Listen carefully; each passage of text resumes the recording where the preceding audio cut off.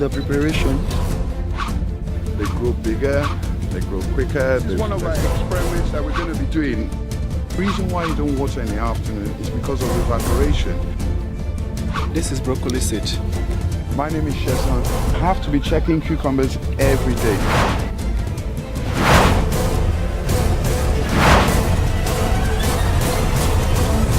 The Nigerian farmer.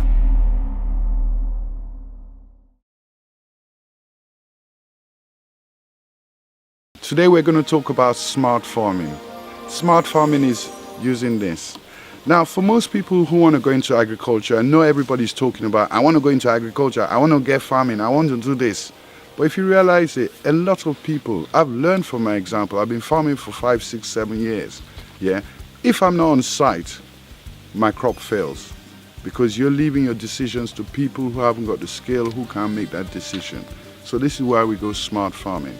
If anybody wants to go into farming, whether you're farming an acre, 2 acres, the minimum you're going to spend is ₦1 million+ naira. You will lose your money your first year because you have to learn.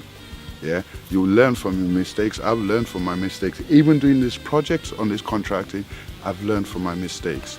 And it doesn't matter what you read in a book, you're never going to get it right until you try it yourself. Now with the smart farmer, you can come, take out some beds. We put a highly skilled graduate who's learned how to farm the way we work. You could be a group of friends who decide, hang on, I'm tired of eating the same rubbish, stale vegetables with chemicals, all these things. Let's get together, form our own cooperative and farm our own produce. Now, for most people, if you had to do that, you have to build your own farm. It could be for the individual, it could be for the school, it could be for a hotel, it could be for a restaurant. Let's look at the business case for some of my clients. Take, for instance, some of the groups of hotels I deal with. They want to have fixed pricing throughout the year. They don't want to worry about the price of tomatoes going up to 50,000 a basket, to 8,000 a basket, to 100,000 a basket, to whatever thousand a basket it goes to.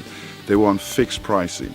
They don't want their manager to be able to go to the market and say, oh God, it costs 500 naira for this tomato when it actually costs 350 naira and he's added his dash. So that way you're controlling your pricing, your budget for the restaurant, for the hotel. If you're talking about schools, a lot of parents are concerned about what their kids eat. I don't know if many of you know about Jamie Oliver, the chef in the UK, who goes around teaching about you are what you eat. If you eat foods with additives, it increases the behavioral patterns of the kids. I don't want to go into all the science of it, but we need to be healthy. Why feed your kids food that's got chemicals? Why not give them something that's organic? So that's what the smart farmer does. Smart farmer takes the risks away from you learning how to farm. Basically, you've got a graduate who's going to work for you. You're going to have documentation on every procedure, from seedlings to transplanting, to planting, to harvesting, to disease control. You're going to learn with your manager. You're going to learn. You have notes that you will write your own self, or you can look on our web and see the how-to guides, everything about the farm, how to make your own compost, how to create your own insecticides using nature. So that's what the smart farmer does.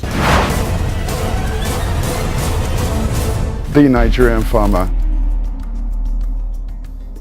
This is one of our experiments that we're going to be doing. I've heard a lot of people talking about aquaculture, where you have fish and crops. So we're digging the tanks now, getting ready. We're not going to do it in the dry season, but towards the rain. We're going to fill this with water, lime them, and put some catfish in here. We're not going to put fingerlings, we're going to put juveniles in. And then every time I think with catfish you have to change the water every 3 weeks or something. So we'll pump the water out and use it to wet the crops.